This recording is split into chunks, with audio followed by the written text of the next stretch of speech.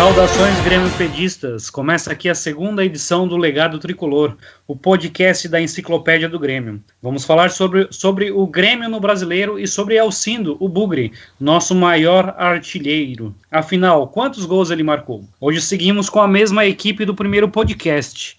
Diego, está por aí? Estou, tudo bem, galera? Júnior, manda um salve aí. Opa, tudo bem, galera? Estamos aí mais uma vez. Maicon, tudo bom? Tudo bem, bom dia a todos os ouvintes. Certo, a gente está gravando o programa no dia 31 de maio, feriado nacional. Ontem o Grêmio empatou na arena do Grêmio em 0-0 com o Fluminense. Foi o terceiro 0-0 do Grêmio neste campeonato. Diego, tu quer falar um pouco sobre o jogo? Bom, pessoal, podemos começar fazendo um comentário sobre o jogo. Eu vi uma melhora em relação às partidas anteriores no quesito que a gente comentou no último podcast, que é a questão da finalização. O Grêmio foi um pouco mais pretensioso, tentou um pouco mais buscar o gol em comparação com os jogos anteriores. Mas eu trouxe uma estatística aqui que a gente poderia trabalhar, até para ver que essa dificuldade na finalização e marcar gols, porque o Grêmio domina o jogo inteiro, mas ele tem dificuldade de marcar gols. Ela já vem de tempo e olha só a semelhança nas estatísticas. Se nós pegarmos o jogo do Fluminense, por exemplo, o Grêmio teve 71% de posse de bola, mas aumentou o número de finalizações. Teve 5 finalizações certas e 14 erradas. Se nós pegarmos a estatística do jogo contra o Paraná, que foi outro jogo que a gente pode dizer que desperdiçou pontos, nós tivemos também 71% de posse de bola, e nós tivemos 2 finalizações certas e 6 erradas. E ainda indo lá para o jogo do Grenal, nós tivemos 75% de posse de bola, 1 finalização certa e 10 finalizações erradas. É uma situação complicada para dentro de um campeonato de pontos corridos, porque a gente está deixando de marcar pontos importantes, né, pessoal? Tomara que não façam falta depois. Alguém quer fazer mais um comentário em cima disso que o Diego falou? Assim, o jogo de ontem se desenhou exatamente como as outras partidas, né? Assim como o Diego citou aí, nós temos a posse de bola, nós propomos o jogo, mas o adversário, na verdade, ele vem com aquela retranca, né? Que já tá sendo nossa amiga aí de longa data. Tá dificultando bastante as partidas, Victor. O Grêmio propõe o jogo, o adversário não quer jogar. Eu tava vendo aqui a estatística no Brasileiro, é a 4ª partida, temos 4 jogos na arena do Grêmio e 4 jogos fora. Os jogos na arena a gente conseguiu apenas uma vitória, que foi o 5-1 contra o Santos, e as outras 3 partidas terminadas em 0-0. Eu tenho assistido as partidas do Grêmio, eu acabei não assistindo só o jogo do Paraná. O jogo ele se desenha sempre da mesma forma. O Grêmio ataca muito, acaba não sendo tão efetivo, né? Porque a gente falta também o chute de fora da área, os cruzamentos não tem aquela qualidade final ali para fazer o cruzamento. Eu vejo que principalmente ali o Cortez, ele tem essa dificuldade ainda de alçar a bola na área. Eu vejo assim que ele é um bom lateral, ele cumpre bem aquele papel ali, consegue fazer tabelas, chegar no fundo da área, mas quando a gente fica esperando ele fazer o cruzamento, na verdade a bola ela retorna para trás, porque muitas vezes o cruzamento que ele faz também não sai com aquela qualidade final, né? Então acho que a gente precisa dar uma melhorada nisso também. Outro ponto que eu também estou analisando é os escanteios, né? Se nós formos analisar os escanteios de ontem, foi terrível, né? Todos os escanteios no primeiro pau e todos mal cobrados, desperdiçando, né, chances de gol. O Grêmio tem que criar um contraveneno para times que jogam fechado, aproveitar a bola parada. Tu olha o jogo do Grêmio, não tem uma mecânica assim, ó,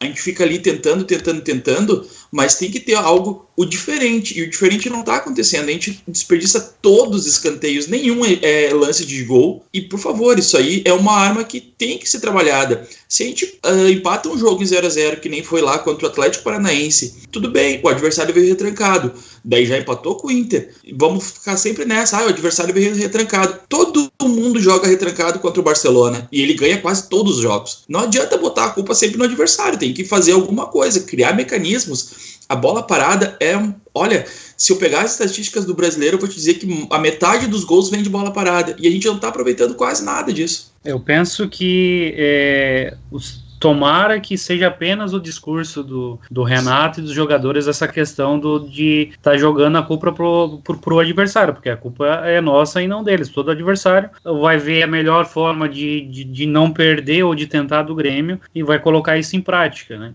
Vejo que sim, a posse de bola é um recurso interessante, mas joga muito para a questão aleatória, né? Então eu penso que a gente tem que tentar encontrar mecanismos mais velozes, assim, de troca de passe, movimentação de jogadores, para a gente conseguir chegar nesse gol, que é como o Barcelona geralmente faz, né? A maior parte dos gols deles são com bolas rolando e são jogadas rápidas e trabalhadas. Então, os jogadores que estão sem a bola se movimentar mais, trocar mais de posição. Então, a gente aproveitar essa ótima fase que o Maicon tá, que ele tá com um passe, ele nunca esteve com um passe tão qualificado dentro do Grêmio, e utilizar isso para a gente conseguir fazer gols, né? O Cortez, ele não tem tanta habilidade, por exemplo, para cruzar uma bola na área, mas é um jogador que chega mais na linha de fundo e que dá um passe rasteiro que às vezes tem qualidade. Então, eu penso que a gente tem que caminhar por aí e primeiro de tudo, mudar esse discurso que está ficando até feio e chato, de que o problema é o adversário. Fazendo um contraponto aqui em relação a isso, é importante ressaltar que o Grêmio e o Cruzeiro hoje são os dois times com a melhor defesa. O Grêmio sofreu 3 gols e o Cruzeiro também. Então tem uma frasezinha que alguns gostam de falar que um time com bom ataque ganha jogos e um que tem uma boa defesa ganha campeonatos, que é o caso do brasileiro. Então, se a gente conseguir acertar esse ataque, né, e fazer mais gols, a gente tem boas chances de lá no final a gente tá brigando por esse título. Aí que eu trago a questão da estatística que eu falei há pouco tempo, né? Olha o controle de jogo do Grêmio. Um time que tem 71% de posse de bola ou acima disso, está controlando o jogo totalmente. Não deixa o adversário jogar. E mesmo assim, nós temos uma situação em que esse controle da bola não se traduz em gols. Isso é preocupante no seguinte sentido: se nós temos um mata-mata, em que em 2 jogos a gente precisa ter o resultado, não fazer gols é muito ruim. Não ter uma alternativa para a retranca é muito ruim, dentro de uma realidade de mata-mata. Pontos corridos se busca lá na frente. Agora, o mata-mata, que, por exemplo, nós vamos ter agora um enfrentamento contra o Flamengo bem complicado, é importante marcar gols, né? E dependendo de como o time vem, o Grêmio tem que ter alternativa. Eu tenho alguns lances que agora, o tempo de jogo em si vai ser complicado eu lembrar, mas teve lances em que o jogador chega na área e ele olha para o lado, ele segura a bola, ele não tenta finalizar. Ele tenta buscar uma melhor jogada, mas ele tá dentro da área, ele tá na frente do gol. O Cortez teve uma situação dessas, de estar na área e não tentar a finalização, tentar buscar um jogador para fazer o passe. Só que muito da falta de finalização do Grêmio é que se busca muito passe até dentro da área. E aí, no fim das contas, o gol acaba não saindo. Por quê? Porque aí a defesa se recompõe, o adversário tenta buscar a melhor forma de neutralizar o ataque, e o Grêmio deixa de ter uma chance de finalização. Por isso o número de finalizações pequenas. Mas eu recordo, isso está melhorando dentro dos jogos. Esse jogo contra o Fluminense já foi bem melhor que o anterior. Eu acho assim que o jogo do Grêmio tem sido um jogo muito lento, né? Como o Victor falou aí, o Barcelona, por exemplo, ele usa o mesmo estilo de jogo. Não sei, na verdade eu tô falando o inverso. Na verdade nós acabamos adotando esse estilo, que é um estilo interessante. Eu também acho legal a gente ter a posse de bola, mas quando você olha um jogo do Barcelona, eles fazem a transição com muita velocidade. Então eu acho que o Grêmio ele joga muito lento. A gente precisava acelerar mais. Ontem até eu vi assim que o Renato tentou imprimir um pouco mais de velocidade no time. Se vocês pegarem ali a mudança que ele fez, ele tirou o Madison, tirou o André e colocou o Tony Anderson e o Tassiano. O Tassiano, ele é um jogador que ele se movimenta muito mais que o André. Eu até gostei bastante de ver o Tassiano. Salvo aquele lance do André, que ele meteu aquela bicicleta, que infelizmente ele estava impedido, que foi um golaço aquilo ali. Mas, no geral, assim, o André, ele teve pouca participação. Não teve uma participação mais direta na partida, pelo que eu observei, né? O Tassiano entrou melhor e eu até acho que ele fez uma substituição interessante, tirou o Madison, né? Colocou o Tony Anderson, então mostrando também que ele queria atacar, já que o Fluminense só se defendia, né? O Grêmio foi pra cima, mas a gente tá com essa dificuldade de ser mais incisivo mesmo, de fazer uma finalização, de arriscar um pouco mais. Na minha opinião, ele tirou o Madison por 2 motivos. pontos. Um que o Fluminense não atacava e o segundo que o Madison não é jogador, né? Madison Pelo tava amor de muito Deus, mal. cara. Tava muito mal, Madison. Eu vou dizer pra vocês, repetir o que eu já disse no último podcast. Eu ainda tenho esperança, pelo baixo nível de qualidade da lateral do futebol brasileiro. Mas é complicado. O jogo de ontem não foi muito fácil, não. Eu queria levantar um dado aqui. Eu não lembro se alguém chegou a citar que o Grêmio fez 21 finalizações ontem. Alguém chegou a comentar isso? Diego só falou que teve mais finalizações, não chegou a dar o número, acho. Mas aí eu passei os números em separado, né? Foi primeiro as finalizações certas, que foram 5, e as erradas, que foram 14. Somando tudo, daí...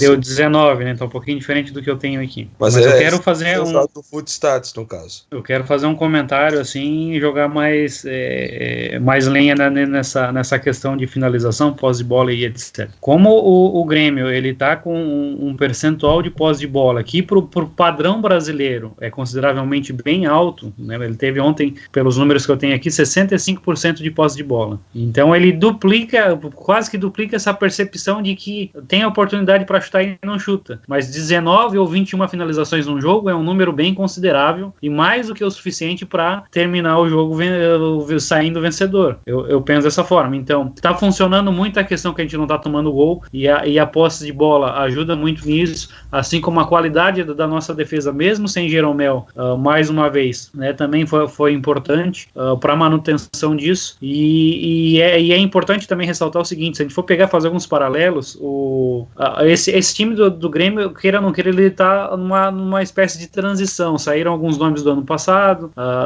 tem também muita questão de lesão, também tem a questão que muitos jogadores chegaram no elenco esse ano, então a gente não tem bem definido ainda quem são os titulares. Talvez até temos, mas aí tem muita questão de estar trocando por lesão e poupar jogador e etc. Só que os reservas que a gente tem hoje são muito diferentes. Então hoje quem entra é o Tassiano, hoje quem está entrando é o Tony Anderson, hoje quem foi opção ontem de titular foi o Lima. Então a gente não está ainda com aquele time encaixadinho, fechadinho, que cada jogo sai 1, 2 no máximo. Claro que o calendário não permite isso, mas agora a gente está só em brasileiro, então o Grêmio está tentando ir com força máxima sempre. Mas aí falando um pouco mais sobre essa questão de manter o elenco, aquele time do Corinthians ano passado foi o time que mais teve, em determinado momento, ele teve uma escalação que foi a que mais se repetiu na história, e foi naquele período que o Corinthians fez aqueles estrondosos pontos que aí depois ninguém conseguiu correr atrás. Então, como a gente está nesse momento que está oscilando muito a questão de jogadores, e quem entrou no lugar, por exemplo, entrou o Jael no lugar entrou o André no lugar do Jael, não tá conseguindo encaixar com o restante do ataque do Grêmio, até porque a maior parte dos gols não eram do Jael, né? E o Luan volta e meia tá lesionado, agora o Everton também voltou de lesão, então acho que isso aí tudo também tá influenciando na questão dos gols. São muitos gols, muitas lesões, nós temos aí, olha quantos jogadores importantes fora do time, mas o Grêmio precisa nessa janela aí, pegar ali o troquinho que ganhou com o Arthur e comprar lateral. Infelizmente, eu não gosto desse esquema, né? Até não é dentro da ideia de austeridade do Grêmio, mas precisa abrir o caixa e comprar um lateral incontestável para ocupar o lugar ali que acaba sobrando para o Madison, porque nós não temos realmente alguém qualificado para fazer isso. A questão do Léo Moura, ótimo, ele é um grande jogador, ele tem qualidade, mas é importante nós termos pelo menos 2 jogadores, uma reposição para a posição que a gente possa ter segurança, porque senão a gente vai acabar tendo esse problema de até mesmo para ter uma qualidade de cruzamento, uma possibilidade de realmente marcar gols, que é o que vai trazer título do Grêmio. Se o Grêmio não marcar gols, pode até ganhar, vai ganhar todos nos pênaltis, mas vai ser bem complicado. Na questão de mata-mata, né, pontos corridos, nem pensar. Nós temos uma situação, aquela fórmula mágica, né, dos 3 pontos em casa e 1 ponto fora de casa. O Grêmio está um pouco abaixo dessa média, mas nós temos que analisar o seguinte ponto: está um pouco abaixo dessa média, mas está enfrentando times pequenos, né? Agora vai pegar o Bahia, e dentro dessa situação, geralmente times grandes, por exemplo, citando aí o Corinthians e até mesmo o Palmeiras, o Cruzeiro, são times que geralmente vão ganhar em casa e fora de casa desses times pequenos. Então é uma pontuação que dificilmente a gente vai buscar, a gente vai ter que buscar contra time grande ela. Eu não tô preocupado assim na questão do mata-mata, porque quando a gente ganhou a Copa do Brasil em 2016, 2016, o Grêmio no Brasileiro estava com uma campanha de rebaixado. No Brasileiro ano passado, a gente tinha grandes momentos, mas também teve vários péssimos momentos contra times pequenos. E no mata-mata, em determinado momento o adversário vai ter que sair, né? Então são 180 minutos. E aí quando ele sair, a gente vai matar o jogo. E fora que o Grêmio, por ser um time copeiro e pela história dele e pela forma como a gente está acostumado a ver que essa diretoria está agindo e como o Grêmio sempre agiu na história em relação às Copas, a vontade, o ímpeto de vencer uma partida na Copa do Brasil, na Libertadores, vai ser maior, porque tem que decidir ali. Então ali tu vai arriscar mais, ali tu vai dar um pique maior, tu vai trabalhar mais para conquistar a vitória, porque ela vai ter que acontecer. O que não pode acontecer, o que aconteceu ano passado contra o Cruzeiro, que a gente acabou deixando um título escapar que era bem possível, né? Com certeza, aquele título ali estava bem encaminhado. E assim, né, já que foi citado o Flamengo, que foi quem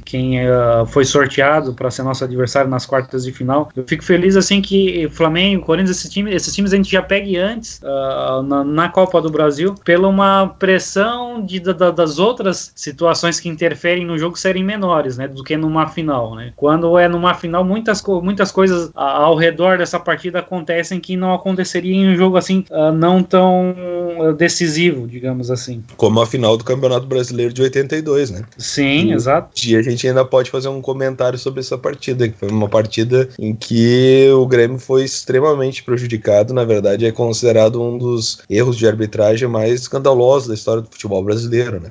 Pela mídia, na verdade, não pela torcida do Grêmio. Pessoal, em relação à questão do Flamengo, até a gente pode trazer umas estatísticas aqui do que porque o Grêmio tem...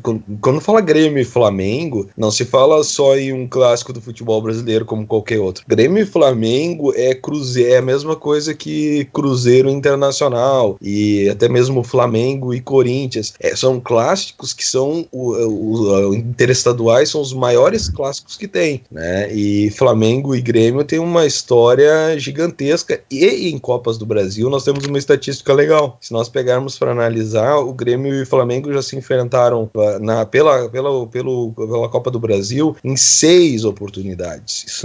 Por isso que demonstra que o clássico realmente é um clássico com muita cancha.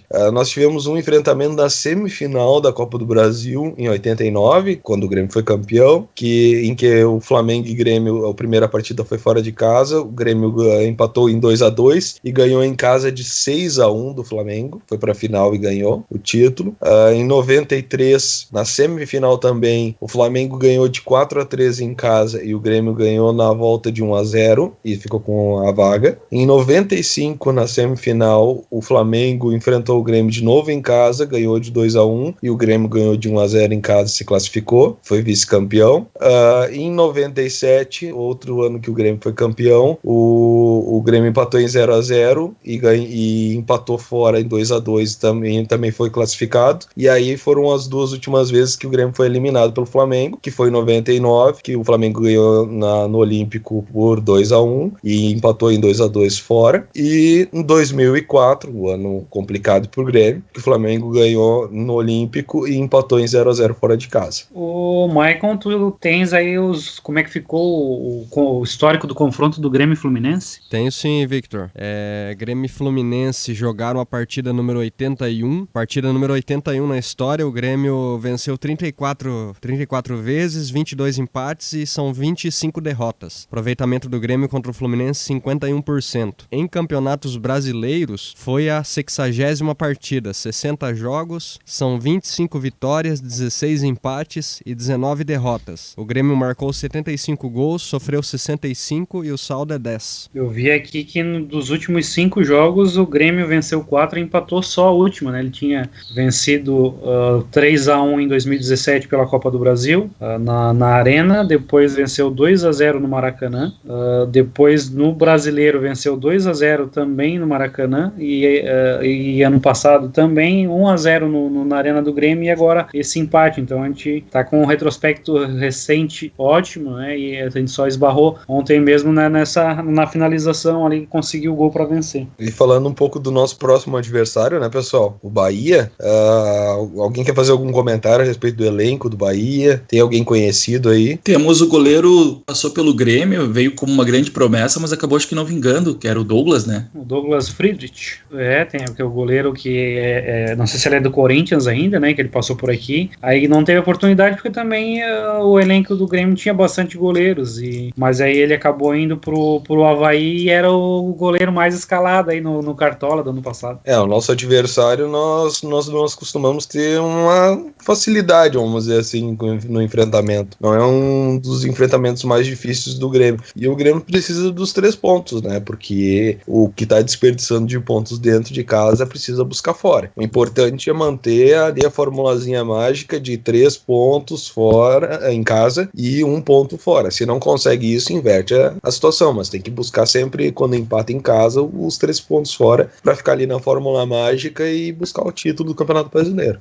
Por aí, né, que o Grêmio tem 2 vitórias fora, né, e 1 em casa, né, então se ele realmente conseguir inverter de estar vencendo fora e empatando em casa, não tem problema nenhum, que é mais do que o suficiente para o título vir. Se nós pegarmos o jogo contra o Cruzeiro, que foi na primeira rodada, ganhamos fora, depois empatamos com o Atlético Paranaense em casa, tá tranquilo, a gente buscou os pontos da rodada. Aí depois a gente perdeu contra o Botafogo, então a gente ficou com um negativo ali naquela fórmula mágica, e aí voltamos em casa, ganhamos do Santos, tivemos um ponto negativo, depois empatamos com o Internacional, já ficou mais 2 pontos negativos, aí soma 3 já, da fórmula mágica que a gente tá falando, né? Depois contra o Paraná, não conseguimos somar pontos, né? Permanece os 3 pontos negativos, aí fomos lá, ganhamos do Ceará, ficou um pontinho negativo, e agora contra o Fluminense, soma-se mais 2 pontos, então nós estamos a 3 pontos abaixo daquilo que seria o ideal para buscar o título brasileiro. Então, buscando contra o Bahia os 3 pontos, nós vamos ficar com 1 ponto abaixo do ideal, né? E daí depois tem que buscar mais alguns pontos fora de casa. Eu acho que a postura também dos times quando vão jogar em casa também vai favorecer um pouco o Grêmio, né? Porque em geral os times quando jogam em casa saem um pouco mais pro jogo, até porque a torcida vai cobrar um pouco mais, né? Ontem na entrevista o jogador do Fluminense disse que esse pontinho que nós fizemos em Porto Alegre, ele vai fazer toda a diferença para nós lá na frente. Então esse é um discurso de alguém que realmente veio para empatar, né? Não criticando aqui a postura, como já foi falado, dos times que vêm até a arena, mas eles valorizam muito esse ponto com o Grêmio. E citando ali a questão do Bahia, o próximo jogo, e o Flamengo também, né, que já foi citado, o Bahia joga com o Flamengo hoje, quinta-feira, e vai ser uma boa oportunidade pra gente ver esses 2 times aí que vão estar enfrentando o Grêmio, né? Tu quer aproveitar para comentar como é que ficou a tabela? Tá certo que a gente ainda tem 3 jogos enquanto a gente grava para completar, mas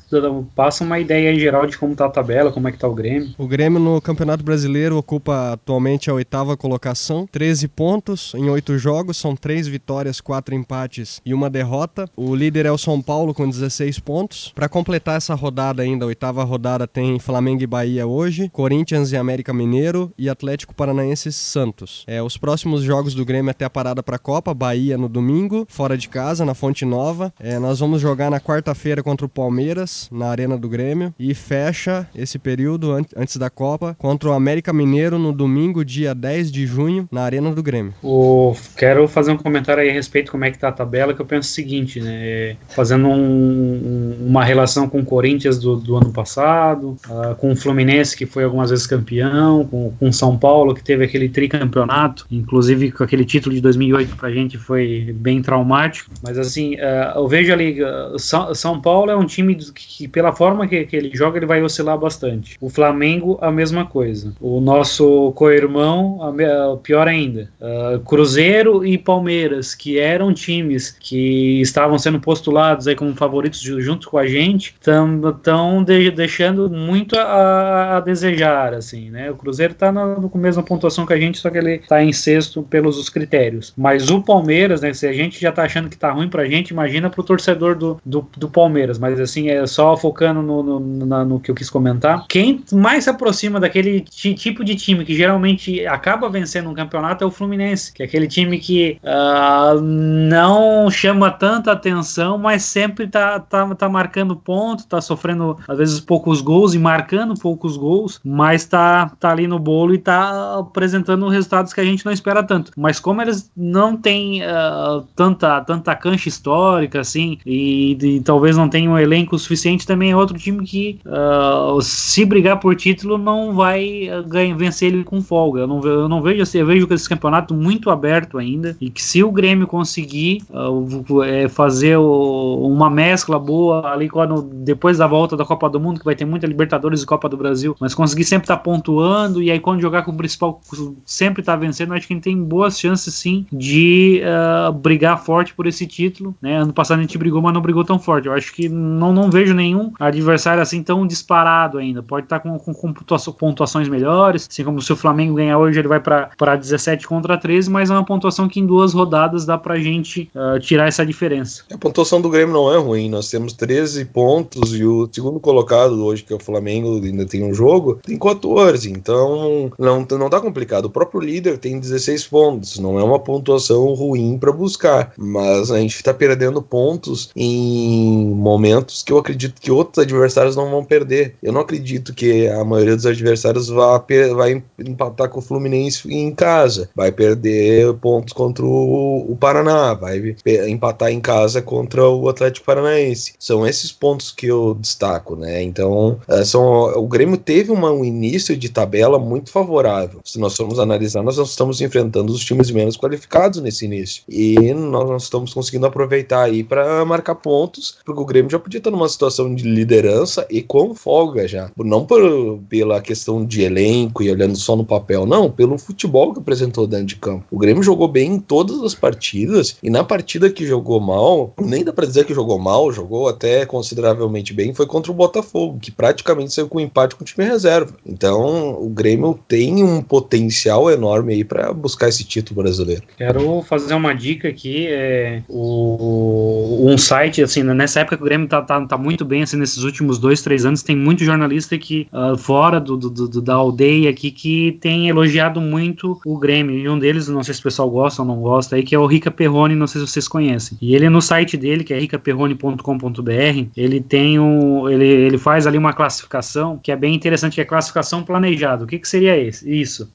Geralmente os times eles têm uma ideia de qual seria uma pontuação boa para tu tá fazendo em determinada faixa do campeonato para tu ser campeão. Isso vai de acordo com o adversário que tu tá enfrentando. Então, por exemplo, se tu vai pegar um Corinthians e um Flamengo fora de casa, independente do momento que eles estiverem, é muito difícil vencer. Então, um empate é mais do que interessante tu conseguir, mais uma derrota não é o fim do mundo, porque é o esperado, né? Então, o que o Rica Perrone faz? Ele pega toda a tabela e aí ele vê aonde que tem que ser vitória, aonde tem que ser empate e aonde não tem problema ser derrota. E aí, com base nisso, ele faz um aproveitamento dentro dessa possibilidade bem realista para ser campeão. Como a rodada está em andamento ainda, está atualizada até a 7ª rodada, né? Então, nessa classificação planejada, o que seria isso? Por exemplo, o Flamengo pegou só o time baba. Então, ele pegou um Paraná, um Ceará fora, um Sport fora e ganhou todas. Mas isso aí já era o esperado, né? Ele não fez acima do esperado. Diferente do Grêmio, que, por exemplo, na primeira rodada ganhou do Cruzeiro. Aí isso é além do esperado. Então, como é que funciona?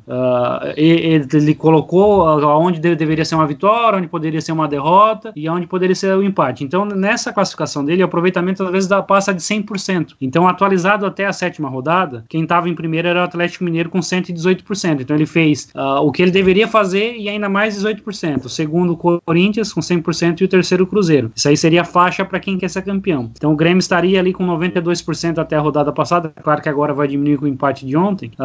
Ele estaria em quinto com 92%, mas estaria numa faixa de classificação para Libertadores. É que o Grêmio venceu o Cruzeiro na estreia fora e ganhou do Santos em casa, né? Eu acredito que na projeção dele, jogos em casa, mesmo contra grandes, você teria a obrigação de ganhar a partida, né? Que seriam aqueles 12 times ali do Brasileiro, que são considerados os maiores, né? E acho que o que fez a diferença nessa conta foi a vitória contra o Cruzeiro fora mesmo. Ele fez a projeção que contra o Cruzeiro seria normal uma derrota, então a gente venceu. Aí a Atlético Paranaense teria que ser a vitória, a gente empatou. Botafogo normal, perder, a gente perdeu. O Santos, a gente venceria, vencemos. O Internacional ele colocou como empate, acho até que daria para colocar como uma vitória, mas tudo bem, é clássico. Aí a gente empatou assim como ele colocou. E aí Paraná seria uma vitória e a gente empatou. O Ceará seria uma vitória, a gente venceu, só que aí o Fluminense também seria a vitória e a gente não venceu. Aí o Bahia ele colocou como se fosse um empate. Vamos ver na próxima rodada.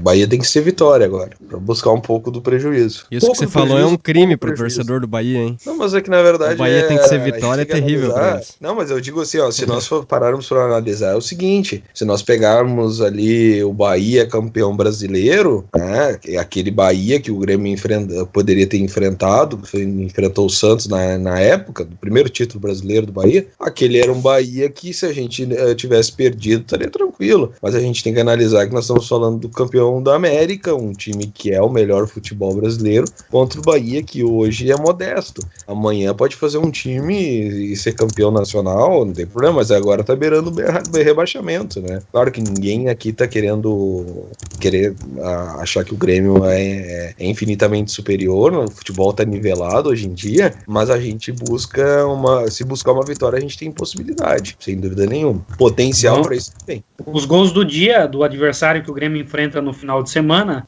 foi no dia 24 de maio de 2012, Grêmio 2, Bahia 0, no Estádio Olímpico, gol de Miralles e Marcelo Moreno, partida válida pelas quartas de final da Copa do Brasil de 2012. Ouçam a narração. Para o time do Grêmio, Edilson tentou, cruzou, entrou Miralles, vai marcar, tirou, vai gol!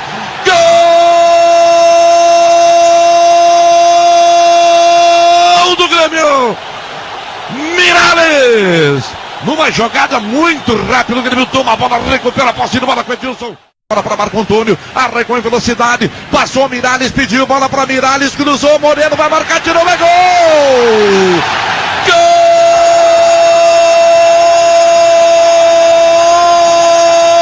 Gol do Grêmio!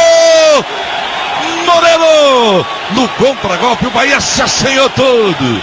Foi buscar uma carajela na frente. Valorizando o trabalho da Grêmiopédia, o Maicon fez uma pesquisa em relação ao Alcindo, que é o maior artilheiro da história do Grêmio. E aí, segundo a grande mídia, ele teria 264 gols. Mas o que tu chegou aí de informação, Maicon, na tua pesquisa? O jogador Alcindo Marta de Freitas, segundo a pesquisa que nós fizemos pela Grêmiopédia, o Alcindo ele tem 230 gols. Em outros veículos é recorrente, né, essa informação na mídia, que o Alcindo teria marcado 264. Eu até tenho aqui por ano aqui os gols que ele fez. Interessante falar que ele começou a carreira dele no Grêmio em 1963. Ele teve um período de 63 até 1971. Tem aqui os gols também por ano, já vou falar isso pra vocês. E depois ele retorna pro Grêmio entre 77 e 78. Ele teve um período que ele jogou no Santos, jogou no México também. E em 77 ele retorna pro Grêmio, que é aquele período onde o Grêmio ganha o título gaúcho, né? Quebrando a hegemonia do Internacional. Então aqui por ano, em 63, quando o Alcindo começou no Grêmio, ele marcou 7 gols. A partir do segundo ano, segunda temporada dele no Grêmio, a média começou a aumentar. Então em 64 ele marcou 23 gols, em 65 foi a melhor temporada de Alcindo pelo Grêmio, chegando a 61 gols marcados. Em 66 ele marcou 23 gols, em 67 ele marcou 36, em 68 ele marcou 31 gols, 69 marcou 19 gols, em 1970 ele marcou apenas 5 gols, e em 71, no final da primeira passagem pelo Grêmio, ele marcou 12 gols. Então essa primeira passagem de Alcindo pelo Grêmio, que acabou em 5 de dezembro de 71, ele marcou 217 gols. Quando ele retorna pro Grêmio em 77, ele faz 12 gols, e em 78 foi o último gol registrado de Alcindo pelo Grêmio, num jogo contra o Sindicato dos Atletas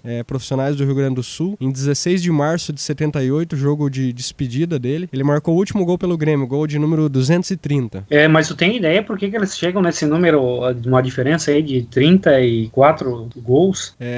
Nós tivemos um jogador chamado Alcindo também, que jogou no Grêmio 91 e 92. Deixa eu abrir aqui, Alcindo. Pelo que tá na página do Alcindo Marta de Freitas, tem a informação de por que se diz que teria esse 264, diz que o Alcindo Sartori, ele jogou entre 91 e 92 no Grêmio. O Alcindo Sartori, que é um outro jogador que também se chama Alcindo, que jogou no Grêmio, ele marcou 29 gols em 2 temporadas que ele jogou pelo clube, e nós acreditamos que eles tenham feito a contagem dos 2 Alcindos aí nessa conta do Alcindo Bugre. Então seriam os 230 gols que ele tem, mais esses 29 aqui do Alcindo Sartori. Vai faltar gols ainda para chegar no 264, né? Então talvez teria que rever bem essa conta aí, como que foi feito. Sim, mas como naquele período ali, Maicon, pela pesquisa que tu fez, falta alguns gols que a gente não tem, o autor na na época que o Alcindo Bugre atuava? Nós temos 230, que é uma informação que bate também com o futebol 80, e nós estamos aí pesquisando alguns jogos ainda desse período que falta informação, e em princípio é essa quantidade de gols. Quem tiver informações pode mandar pra gente, né? Até fazendo um comentário aí com relação à questão dos artilheiros do Grêmio, né? Porque esses números aqui não são definitivos, né? Nós vamos aí fazer pesquisas e possivelmente vai se encontrar alguma coisa que possa ser alterada, porque a questão histórica, nós temos até essa questão nos nossos jornais ali do site. Tem jornais que falam que um jogador marcou, outros que falam que foi outro, então a gente vai fazendo uma pesquisa histórica, então esses números que a gente tem, eles acabam mudando até mesmo por erros da própria fonte da época, né? Mas em relação a essa questão de artilheiros, é um comentário interessante que eu gostaria de fazer. Se nós analisarmos o número de artilheiros, o número de gols dos maiores artilheiros do Grêmio, nós temos ali que nem o Alcindo, tá? Que seja 230, 264, ainda assim, se nós analisarmos, é um número baixo de gols, né? Não sei se alguém aí tem alguma estatística em relação aos outros clubes, mas tem clubes aí que nem o Santos, com o Pelé, com mais de 1000 gols, tem, se eu não me engano, o Cruzeiro tem um artilheiro com 700 gols, o Inter com 400, então nós temos os nossos maiores goleadores pela lista da Grêmiopédia. O maior é o Alcindo, depois o Tarcísio, depois o Gessi com 206, depois o Juarez com 199, o Joãozinho com 137, e aí vai baixando. Mas isso aqui não é um demérito pro Grêmio. Na verdade, se formos analisar, o Grêmio valoriza historicamente a palavra Grêmio, que é que está no seu próprio nome, que é união, agremiação, né, uma união de pessoas, que seria o significado. E o Grêmio é exatamente isso. Se a gente analisar na nossa história, o Grêmio é exatamente isso. Se pegar o período ali do Gessi e do Juarez, eles foram jogadores que jogaram no mesmo período, né?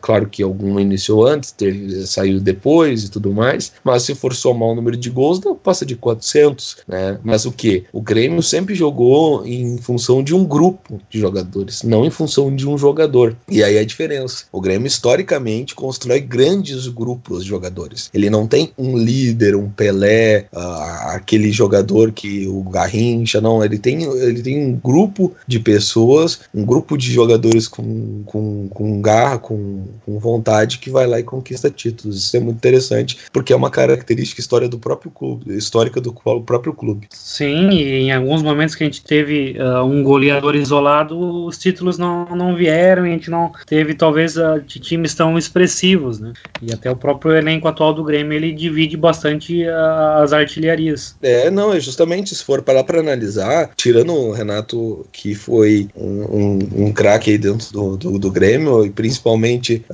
dentro da história, somada aí a questão de jogador e técnico, mas nós os craques, vamos dizer assim, Ronaldinho, Gaúcho, citando como exemplo, são jogadores que dentro de campo fizeram um show, mas que títulos que é bom, poucos títulos nós conquistamos com eles, né? Sempre foi com um grupo forte, com um elenco de jogadores interessados, unidos ali, que foram e conquistaram títulos. E geralmente com um elenco que era subestimado pelos adversários. Eu peguei aqui uma lista, vou citar alguns nomes de maiores artilheiros de alguns clubes brasileiros, né? O Pelé, como tu citou, fez 1.091 gols pelo Santos. Roberto Dinamite fez 617 gols pelo Vasco. O Zico fez 502 gols pelo Flamengo.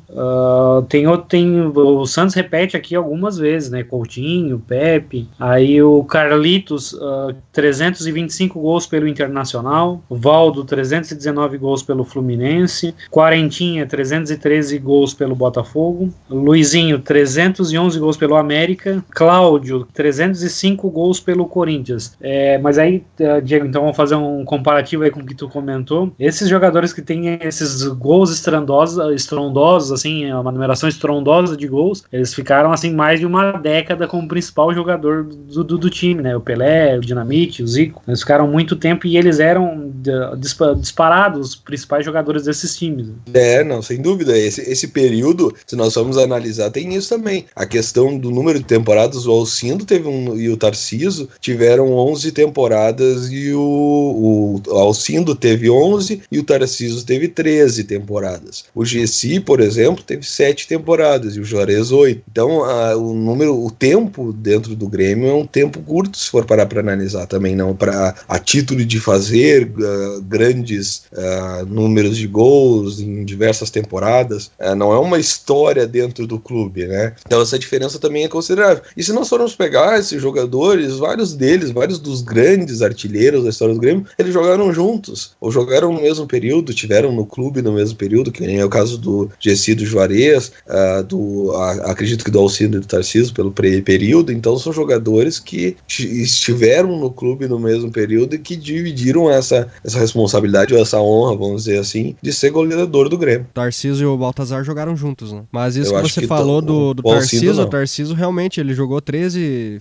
os gols dele são distribuídos em 13 temporadas, né? Então hoje a gente pega um jogador, por exemplo, o jogador nosso em atividade que tem mais gols hoje, que é o Luan, que tem 65 gols. O Luan começou no Grêmio em 2013, né? Então a gente já acha, assim, uma quantidade de temporadas para a realidade hoje bem considerável. 2013 a 2018 eu acho que é a 6ª temporada. Então se você pegar outros jogadores que tem muito mais gols, fizeram 150, 200 gols, isso aí foi ao longo de 10, 15 temporadas no mesmo clube, né? Então hoje a gente tem essa diferença de tempo também do atleta também no clube. E isso faz toda a diferença na quantidade de gols, né? Mas a mecânica de jogo faz diferença também. Tu pega o próprio Jonas, que é um dos últimos grandes artilheiros que nós tivemos, ele jogou acho que 3 temporadas pelo Grêmio ao todo, e ele tem muito mais gols, bota o Luan no bolso.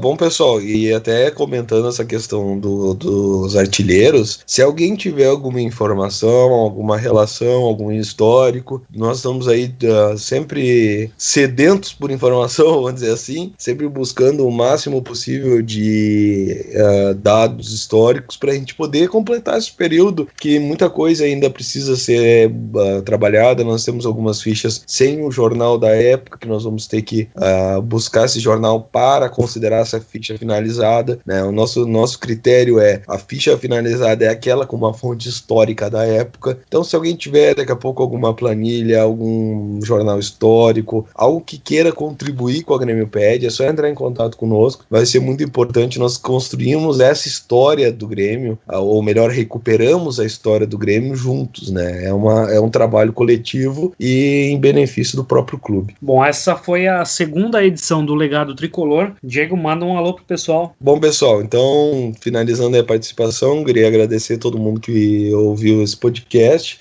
Nós estamos ainda iniciando esse trabalho, então algumas coisas precisam eventualmente ser corrigidas. Com o tempo a gente vai melhorando a questão da dinâmica, mas eu entendo que nós já estamos aí com um grande passo aí num trabalho fora da Grêmiopédia, buscando a divulgação da história do Grêmio. Eu agradeço a todo mundo que está aí nos ouvindo e nos prestigiando. Sim, obrigado, Diego. Aqui ninguém trabalhou em rádio, ninguém fez nenhum podcast ainda, é a primeira experiência de todo mundo, mas o trabalho está fluindo e cada dia a gente vai fazer melhor para trazer a informação de uma forma diferente, também mostrar como é que a gente pensa o futebol além dos fatos históricos. Manda teu obrigado aí, Maicon. Então, eu queria agradecer a todos que estiveram conosco até aqui, ouvindo esse podcast. Nos próximos aí, nós vamos estar acompanhando também os jogos do Grêmio, falando sobre fatos históricos, procurando melhorar cada vez mais a qualidade aí do nosso trabalho. Agradecer a todos, muito obrigado, até a próxima. Valeu, Maicon. Júnior, manda o teu obrigado, o teu agradecimento. Bom, eu queria agradecer o pessoal que ouviu até aqui, ficar ouvindo a gente conversar aí sobre o Grêmio. Às vezes pode não ser tão interessante para alguns, mas para quem gosta realmente do clube, tudo que retrata a palavra Grêmio chama atenção. E queria pedir pro pessoal dar um joinha aí no vídeo, no YouTube, para poder ajudar a contribuir, para a gente poder divulgar ainda mais o nosso trabalho pro pessoal, que a gente só visa expandir ainda mais o nome do Grêmio por aí. Obrigado. Valeu, Júnior. Pessoal, deixem seus comentários aí, dicas, sugestões, até mesmo críticas, algum tipo de fato histórico que vocês gostariam que a gente comentasse, que a gente vai buscar informação, assim como a gente busca todos os dias aí várias informações para trazer para vocês, gremistas, ou até mesmo para quem não é e gosta de história do Grêmio. Então esse foi o 2º Legado Tricolor. Um abraço.